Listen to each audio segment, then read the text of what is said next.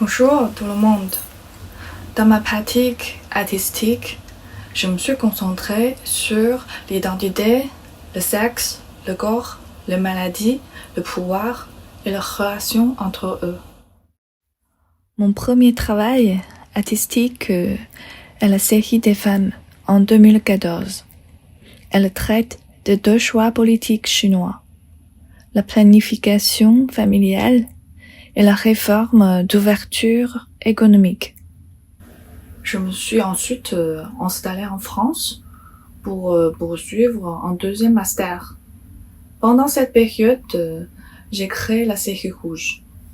La couleur rouge se retrouve dans différentes métaphores, comme par exemple dans rouge sang.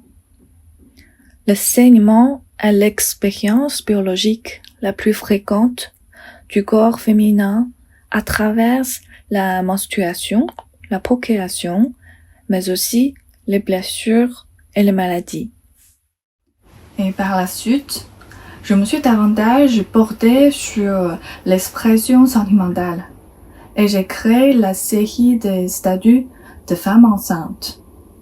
12 corps sans tête, sans bras, sans pieds, sans aucune des parties qui les caractérisent socialement. De ces corps, il ne reste que les attributs féminines. Je les ai placés dans l'encre rouge. Le plâtre absorbe lentement l'eau rouge et se modifie délicatement, évoquant certaines caractéristiques pathologiques. L'encre rouge, dans cette irrigation ascendante, affecte les corps d'une sorte d'humeur plus ou moins rosâtre, qui est loin d'être esthétique. La conception n'est pas immaculée, elle convoque des processus chimiques et organiques complexes, et le corps de la femme est encore aujourd'hui le siège de répulsions obscurantistes qu'on ne saurait ignorer. Mon 2e travail dans l'exposition est Vidéo Elle. Les femmes d'aujourd'hui, surtout les femmes asiatiques, ne veulent pas être eux-mêmes.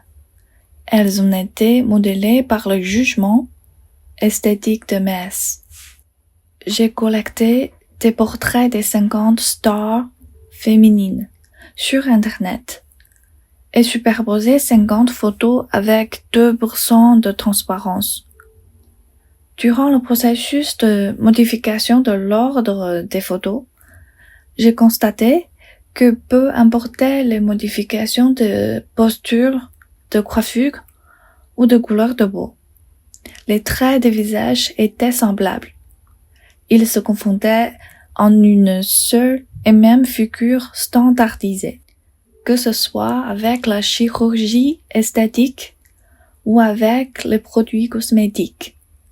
Les femmes d'aujourd'hui sont non seulement en train de modifier leur apparence, mais aussi de se formater.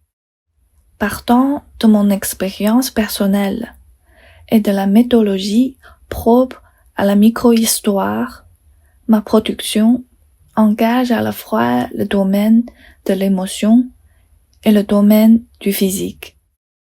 Je m'intéresse aux questions de pouvoir et d'aliénation, aussi bien au niveau individuel qu'au niveau collectif, ainsi qu'aux problèmes d'identité, d'époque, d'éthique sociale et de géopolitique.